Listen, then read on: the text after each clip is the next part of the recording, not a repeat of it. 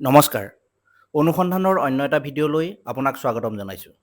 অসমৰ এখন পাহাৰীয়া জিলা কাৰ্বি আলং, যিখন জিলাই সাম্প্ৰতিক সময়ত পৰ্যটকৰ অতি আকৰ্ষণীয় থলী হিচাপে পৰিণত হৈছে, য'ত গঢ়ি উঠিছে বিভিন্ন পৰ্যটন ক্ষেত্ৰ।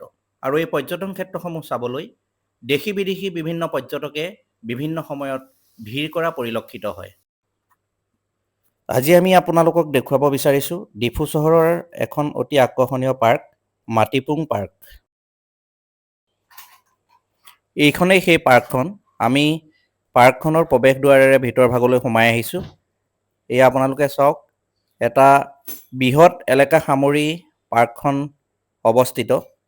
অতি সুন্দৰকৈ আচলতে সজাই তুলিছে। এনেদৰে পাহাৰৰ ওপৰ ভাগলৈ আমি উঠি গৈ আছোঁ। প্ৰৱেশ পথত আপোনালোকে দেখিছে অতি সুন্দৰকৈ পাৰ্কখন সজাই তুলিছে। এনেদৰে দুয়োকাষে বৃহৎ বৃহৎ শিলাকৃতিৰে এনেধৰণে প্ৰস্তুত কৰি তুলিছে। অতি সুন্দৰ পৰিৱেশ আচলতে পাৰ্কখনৰ।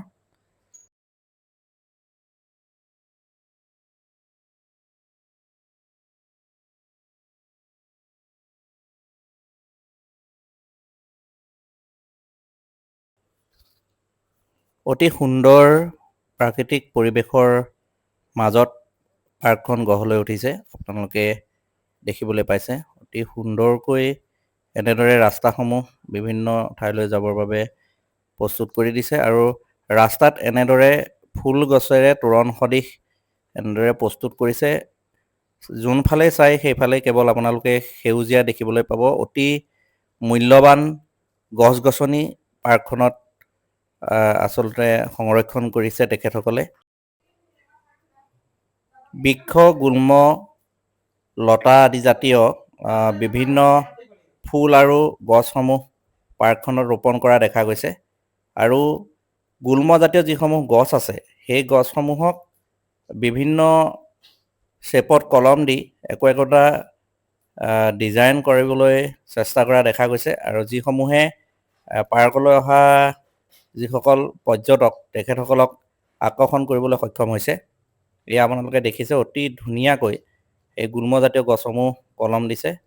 তাৰ কাষতে এইবোৰ মূল্যৱান গছ গছনি আছে। ফুলৰ লগতে বিভিন্ন ধৰণৰ মূল্যৱান গছ গছনি পাৰ্কখনত দেখা পোৱা যায়।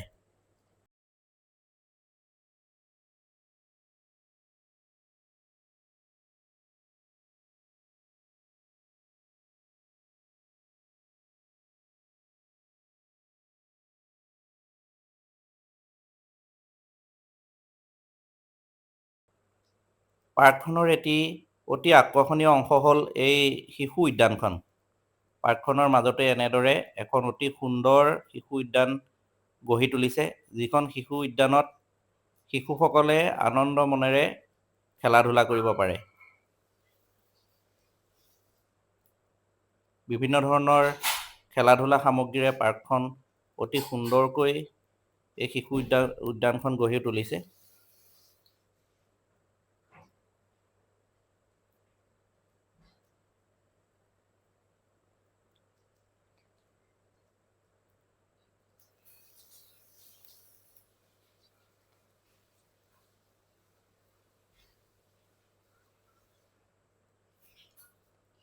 এনেদৰে বিভিন্ন ধৰণৰ পানীৰ খেল দেখুওৱাৰ চেষ্টা কৰিছে।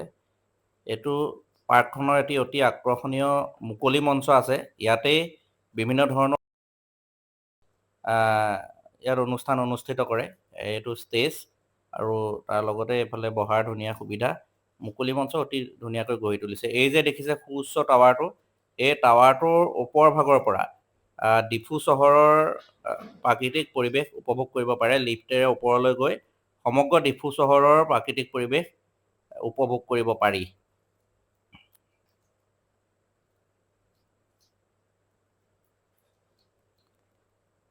এইখন পাৰ্কখনৰ ফল মূলৰ বাগিচা।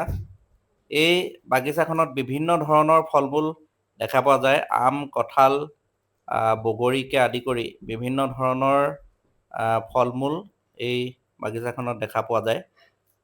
এয়া অতি সুন্দৰকৈ ফল মূলৰ গছসমূহ ৰোপণ কৰিছে। মধুৰিআম আছে।